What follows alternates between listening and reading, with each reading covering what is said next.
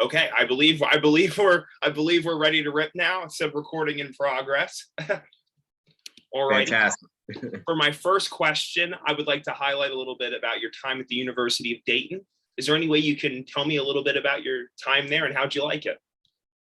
Yeah, absolutely. I loved it. I'm from the Dayton, Ohio area, so it was sort of staying close to home for me. Prior to going to college, I had no idea what a sport management program was like.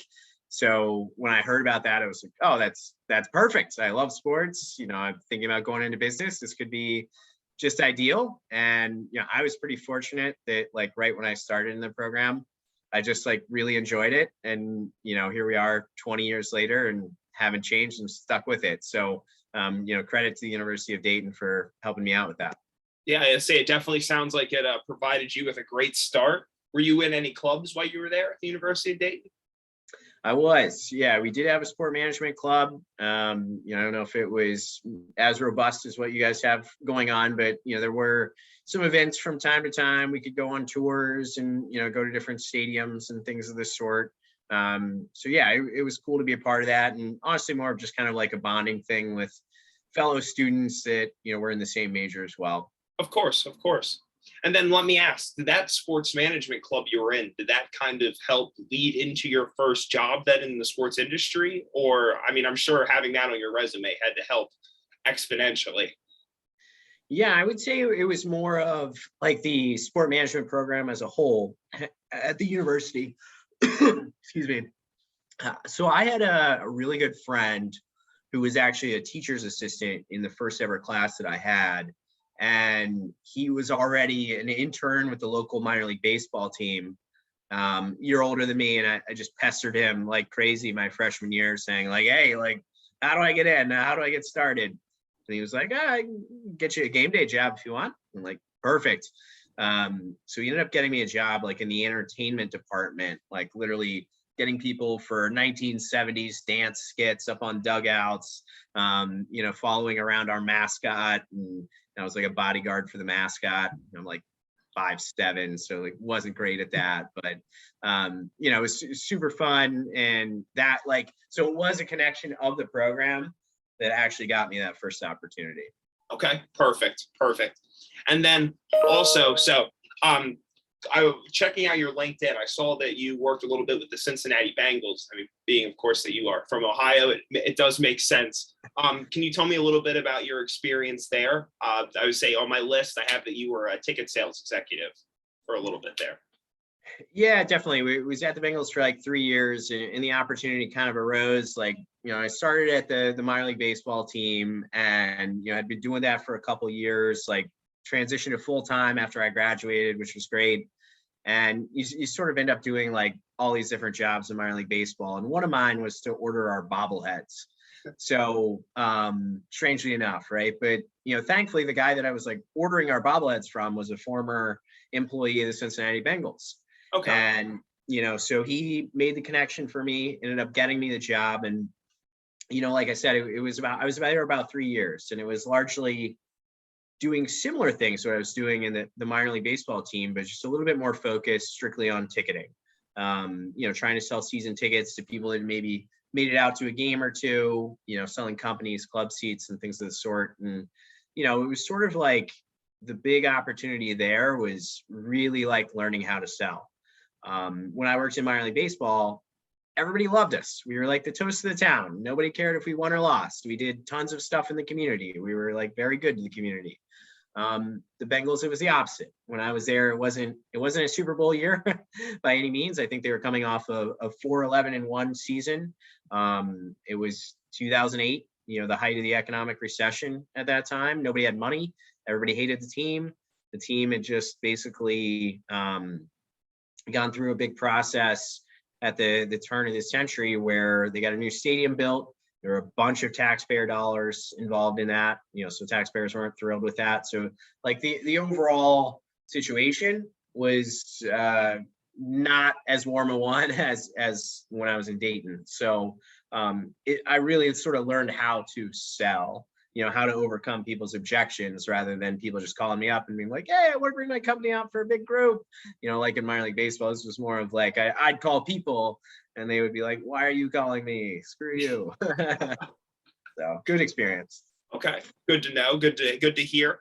And then I guess so. How do any of the experiences that you had with the Bengals? I guess how has that kind of shaped who you are today and kind of shaped your career now? Then here in Philadelphia with the Union.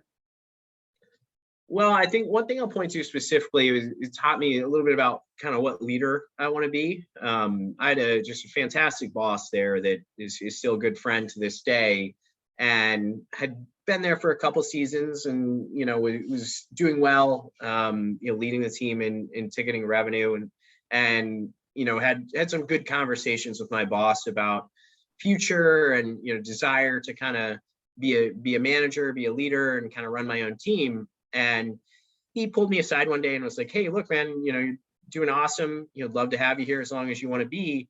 Know that you have bigger ambitions, and just kind of wanted to let you know, like, I'm not planning on leaving anytime soon. Have a young family, pretty rooted here. And we probably wouldn't be able to create a position for you. So, like, if you do have bigger ambitions and you want to look at other opportunities, like, I will support you, help you in any way I can." And that really struck me. I was like, wow, that's really big. Like, he sort of like took off his Cincinnati Bengals hat and like kind of put on his like, hat for me. Yeah. And like looked at me more of as a human, rather than just sort of an object to help him achieve his goals. So that was something that I was just like, that's first class, and that's how I want to be. I want to, all my employees in the future, I kind of want to do the same thing. Perfect. That's great to hear. So I guess then we'll continue on down this Union path. So the question I have here, it says that you were vice president ticket sales, and then you were in fan services, then you moved up to senior vice president, and now you're chief revenue officer for the Philadelphia Union. What made you want to work yourself up through those various positions, or was that just kind of how the cookie crumbled and that's just kind of how your path went? Well, I think like when I was in college, and I kind of we were learning about what you can do in the industry, and I decided, when I was like about your age, like, okay, I really want to be a team president. That sounds awesome. You get to run the team. That's like super cool. And so I said, like, okay, I'm gonna try to align every one of my actions to achieve that goal. And so, over the course of time, like a big part of that is like, obviously you have to kind of continue to advance and learn new skills and things of the sort. So I think, like, we were talking about time at the Bengals. I wanted to get into ticket management, so I did that. We went to the Chicago Fire in Major League Soccer. Was there for like 2 years and picked up, I had a great mentor. It was sort of like start to finish how to be a good leader. And then just prior to coming to the Union, I was at the Indiana Pacers for 3.5 years, which was like an amazing experience in terms of like how to hire people, how to train them. So it was all sort of like still leading to that same goal, which was, at that time, kind of putting it all together as the true head of a ticketing department, or, the VP of ticket sales. So when I came out here in 2016, it was sort of first foray into leading the whole show. And, I think what I really wanted to focus on is like, I just really want to do my job really, really well. I want to focus on our ticket revenue at the time was, at a place where we felt like there was room for growth. And so we had like very aggressive goals. We staffed up, like doubled the size of our staff, put in a bunch of new processes, a new way to sell. And over the course of time, it was just sort of like good results, led to sort of new opportunities, which was, a nice tip of the cap for an SVP title. And, after 5 years, like our ticket revenue business, we were doing pretty well. And, then it was our corporate partnerships side of our revenue that, needed a little bit of help. So I had ideas on how to do it. And, fortunately, our team president was supportive and was like, okay, you've done really well over here, like, give you a shot to give it a try. So, but really, I think if you think about your career and you kind of advance through whatever specific area you're in, which for me was always ticketing, there has to be a point in time when you get to running that division. And then from there has to be a point in time when you run multiple divisions. So, that was sort of the thought. And I don't know, the Union have just treated me really well. I really enjoyed being here, and there's still a lot of opportunity for us in terms of growing the fan base. That's awesome. That's awesome. So then, I guess, of course, being with the Union, how has the Union allowed you to kind of unlock your full potential and achieve the goals that you've wanted? Granted, so you mentioned how phenomenal of an atmosphere it is working for the Union. Do you think that you would have had as beneficial of a time with a different organization, or do you think that it's the Union that has truly helped you kind of strive and reach the stars? I think the Union have helped me a lot, for sure. And one of the big things I look at with the Union and Major League Soccer in general, this is my second stop in Major League Soccer, along with the Chicago Fire, is, oftentimes if you think about like some of those like long-standing organizations I've been a part of, franchises that have been there forever, like the Bengals and the Pacers, those fan bases are already built. There's plenty of fans that are generational fans. Their grandparents were fans of the team, and it's just something that they're born into and it's in their blood. Whereas at the Union, like our first season was in 2010. Like I was out of college prior to 2010. It's it's a new team, and there's nobody whose grandparents were fans of the team, right? So like from that aspect, we're really still building.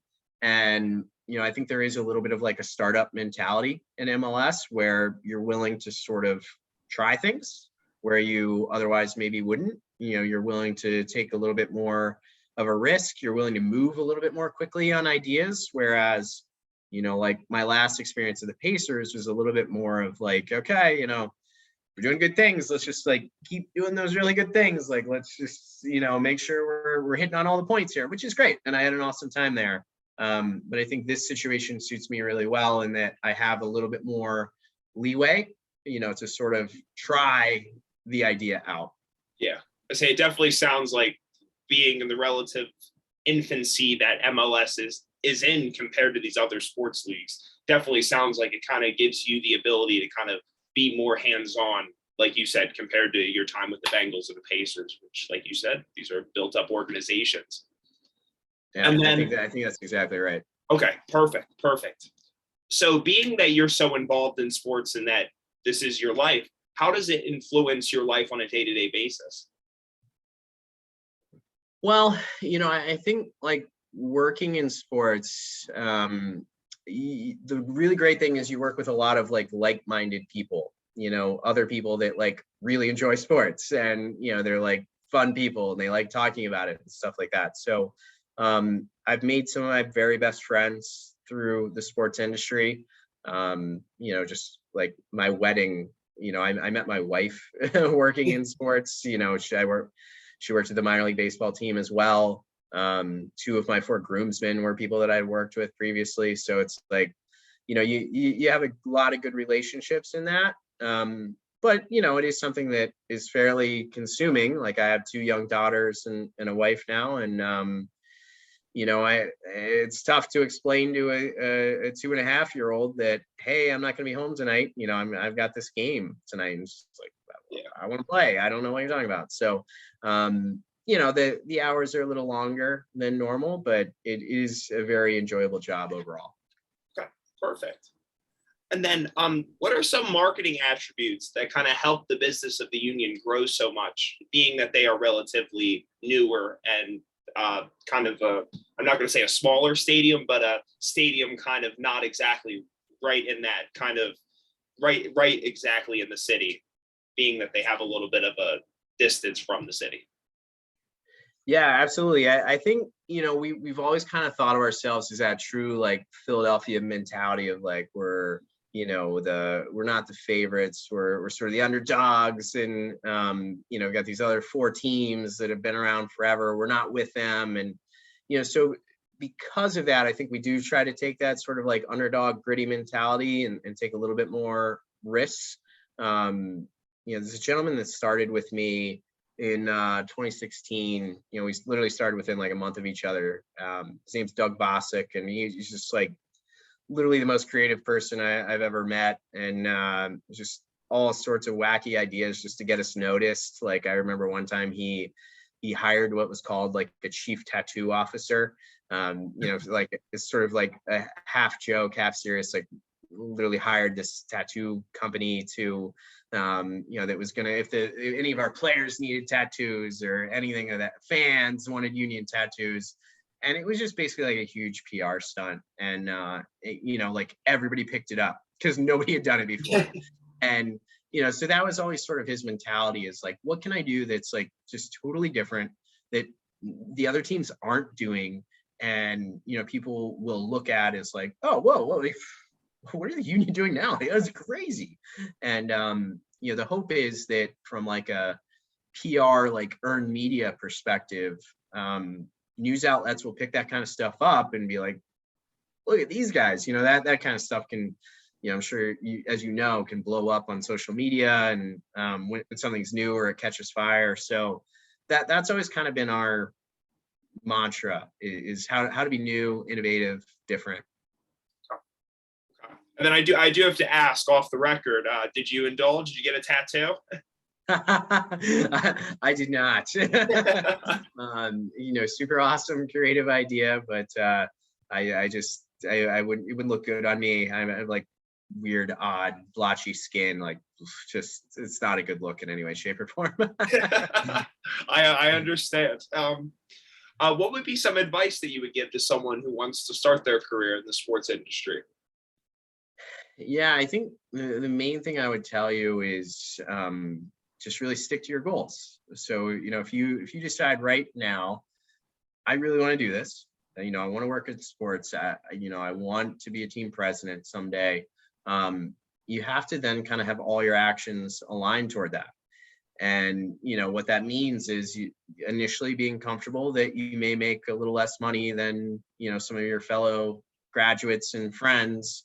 And you have to then be comfortable as well when, you get a couple years in and you have one of your friends, or, you get a job offer and, they're making, $30,000 more, or, the offers for like $30,000 more than you're making right then.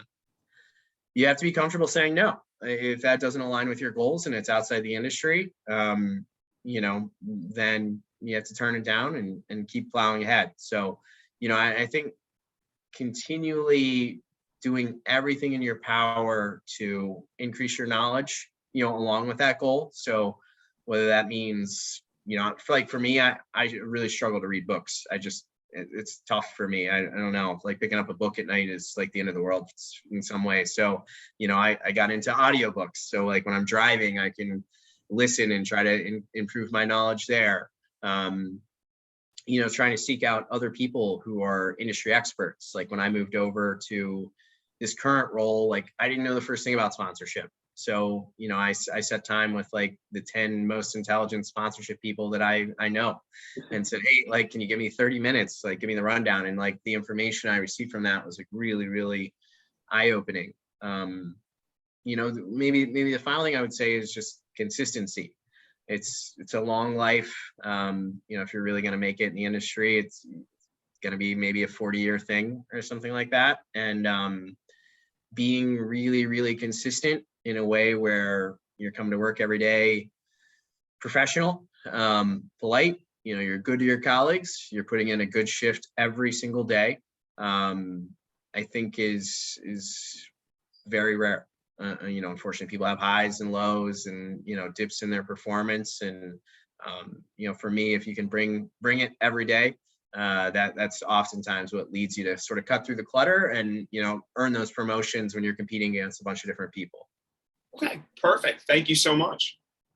So with the drastic kind of experience you have going from minor league baseball, then all the way up to the NFL and now with the MLS, what has been your favorite experience in working in the sports industry? I'll give you two. So first one, I literally met my wife working in sports, which is pretty great. To have a lifelong partner like that. I met her working in minor league baseball. She was like a game day employee. We happened to work in the same area and when I was an intern and just sort of hit it off. So, that was also like my first real summer, like working every single game. It was like a hardcore internship where working like 8-game homestands and stuff like that. And it just, I fell in love with her for one, and I fell in love with the business. It was just a great summer. Learned a ton, and was like, man, I'm all in for this. So I'd say that was one. Number two, I would say we had a moment here at the Union within the last little over 12 months ago where, essentially we had a group of longstanding people. There was a group of several people that when I first came to the Union in 2016 had basically been here since the beginning of the club in 2010. And they worked for me, and they just like literally complete opposite of what you would expect. Like I walked in and they were just classy as can be, welcomed me, said, hey, like we're here for it. We love this club. We'll do whatever ideas, whatever, like we're here, we're in. And normally you would think a new person coming in, a bunch of people are going to be like, who's this guy? And they were just like literally the total opposite of that. Just super classy. Had been through a bunch of tough years with the club. Like the club had really struggled on the field for a number of years, and these people were getting their teeth kicked in nonstop for the better part of 10 years. And all of a sudden we signed a new general manager. Things turned around when he came in like mid 2018. Things started to really shift for the club. We started to play some really, really good soccer. And, at the end of the 2020 season, we won the Supporter Shield for best regular season record, similar to European soccer and like winning the league. And I actually have like a great photo of this like hanging up on my wall here. But I was standing on the deck with these guys, and, just like, after the final whistle and we won, like the sheer just unbridled joy of all the suffering of 10 years that had sort of been, come into one moment, they're just like embraced in this big hug, like jumping around, like, all this kind of great stuff. And I'm like capturing it on my phone and stuff. And it was just a neat moment. And it felt like, man, like that's really cool to see all their hard work pay off. And, just a neat thing for me. So those are two excellent stories on the two different spectrums. I was going to say both of those are great moments. Wow, definitely sounds like even in this short, not even 15 years that you've been in the business, it definitely just sounds like you have had an unrivaled career as of now. It's a good business. It's been good to me, and I hope the same for you and everybody there at Widener, that this is something that everybody can get into, and treats them as well as it's treated me, quite frankly. Thank you. And then just wrapping up here, final question. Kind of working with the MLS now, do you ever see yourself kind of working with any other leagues like the NFL? I work with maybe the Eagles or the Sixers or the Flyers or anyone? Or no, it doesn't have to specifically be a Philadelphia team, but do you ever see yourself working with other kind of organizations?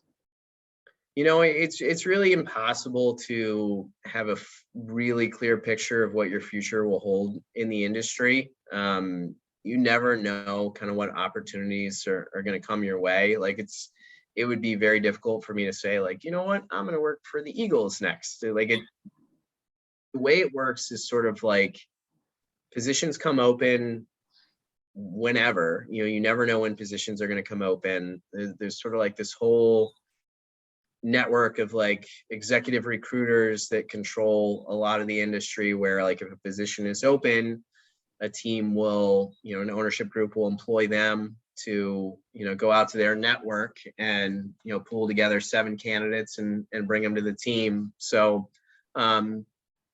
you never know when you're going to get a call like that. It's very different than like your entry level job when you're literally looking on Teamwork Online and you're like, oh, okay, like there's a entry level job for the Philadelphia Union. It's, you just don't know when it's coming, and you don't know from where, quite frankly. So that's a sort of a cop out answer of I have no idea, but unfortunately, I truly do have no idea. I do love it at the Union. It's been a phenomenal place. So I don't see myself leaving anytime soon. Just because I still think there's a lot of opportunity here. All right, perfect. Well, say that's all the questions I have. Thank you so much, Charlie Slonaker, for giving us this podcast. Let me end this recording. All right. Thank you. Anytime.